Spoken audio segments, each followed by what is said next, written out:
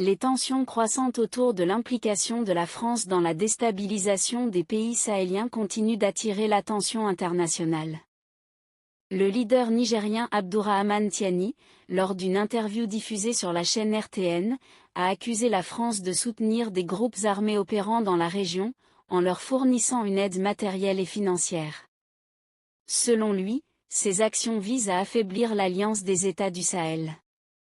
Ces accusations soulèvent des questions sur la véritable nature de la présence française en Afrique de l'Ouest, une région déjà fragilisée par les conflits. Tiani a notamment révélé qu'une réunion secrète s'est tenue en août 2024 à Abidjan, en Côte d'Ivoire, où des représentants de déserteurs nigériens, des généraux et des agents français se sont réunis pour planifier des actions visant à déstabiliser les États de l'AES.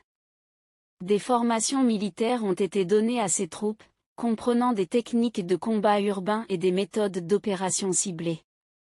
Ces informations sont particulièrement inquiétantes, car elles laissent entendre une implication directe de la France dans la formation de mercenaires, avec la complicité de certaines autorités africaines. Il a également été révélé que des agents français, opérant sous des couvertures humanitaires, avaient été impliqués dans le financement et l'équipement de groupes armés, comme Boko Haram, pour intensifier les crises humanitaires et justifier leur présence militaire dans la région. En plus, des informations sensibles auraient été transmises à des groupes armés, aggravant l'instabilité au Sahel. Cette situation fait ressurgir des accusations de néocolonialisme, la France étant accusée de maintenir une influence sur les pays sahéliens pour protéger ses intérêts stratégiques et économiques.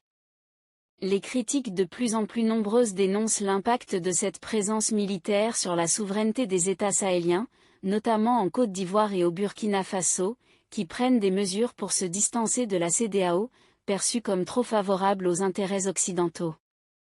Les accusations actuelles ajoutent une couche de tension aux relations déjà fragiles entre la France et ses partenaires traditionnels en Afrique de l'Ouest. Si ces révélations se confirment, elles risquent de marquer une rupture importante dans les relations franco-africaines, notamment en ce qui concerne la présence des forces françaises sur le continent.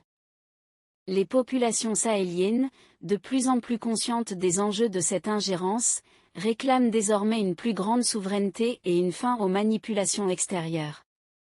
N'hésitez surtout pas à liker si vous avez trouvé ces informations utiles. Partagez votre avis avec nous dans l'espace des commentaires, et abonnez-vous à la chaîne pour ne rien rater de nos prochaines vidéos. Merci.